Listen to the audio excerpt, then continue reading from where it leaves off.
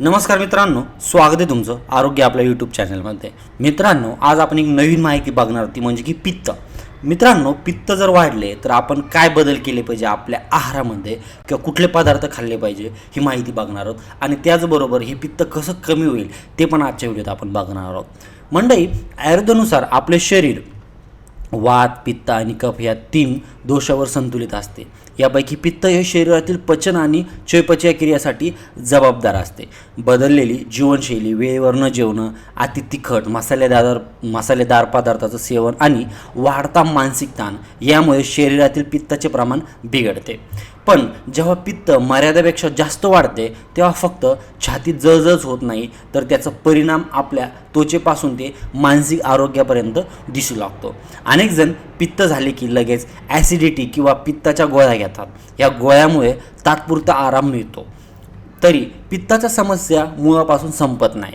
पण मंडळी, सतत औषध घेतल्याने शरीराची नैसर्गिक पचनक्रिया मंदावू शकते। शरीराने दिलेल्या सुरुवातीचे संकेत ओळखून जर आपण आपल्या रोजच्या आहारात आणि सवयीमध्ये छोटे पण महत्त्वाचे बदल केले तर कोणत्याही औषधाशिवाय आपण सहज पित्ताचा त्रास कमी करू शकतो। मित्रांनो, शरीरात कोणते बदल होतात आता ते बघणार आहोत। यामध्येच पित्त वाढल्यावर शरीरात दिसणारे बदल, तर सर्वप्रथम आहे सतत मळमळ होणे, छाती आणि घशात जळजळ होणे आणि आंबट ढेकर येणे ही पित्त वाढल्याची लक्षणे आहेत। कधीकधी पोट फुगल्यासारखे वाटते आणि भूक मंदावते। नंतर पित्त रक्तामध्ये मिसळल्यावर त्वचेवर लाल फुलं येतात, खाज सुटते किंवा उष्णतेमुळे पिंपल्स येण्याच्या समस्या उद्भवतात। नंतर आहे हातपायांच्या तळ्यांची आग होणे, खूप घाम येणे आणि सतत तहान लागणे हे पित्त वाढल्याचे लक्षण आहे। पित्त वाढल्यावर चिडचिड होणे, डोकेदुखी, मानसिक अवस्था जाणवू लागते। त्याचबरोबर सकाळी उठल्यावर तोंडाची चव बदलते, तोंडाची चव कडवट किंवा आंबट लागते आणि वाढलेल्या पित्ताचे संकेत यात दिसू लागते। नंतर आहे आहारात कोणते बदल करावेत जे की पित्त कमी होऊ शकतात। तर सर्वप्रथम आहे पित्त वाढल्यामुळे पोटाची जळजळ होत असेल तर अर्धा कप थंड दूध प्या, ज्यामुळे पोटातील ॲसिडिटी लगेच न्यूट्रलाइज होते। दुसरं आहे आवळा हा पित्तावरचा सगळ्यात मोठा शत्रू आहे, पण आवळा कँडी ज्यूस किंवा चूर्ण घेऊ शकता। यामुळे पचनक्रिया सुधारते आणि पित्त नैसर्गिकरित्या बाहेर पडते। नंतर आहे रात्री मूठभर काळे मनुके पाण्यात भिजत घालून सकाळी ते पाणी प्या। जिरे थोडेसे गरम करून पाण्यात उकळून ते पाणी पिल्याने पोटात शांत राहते।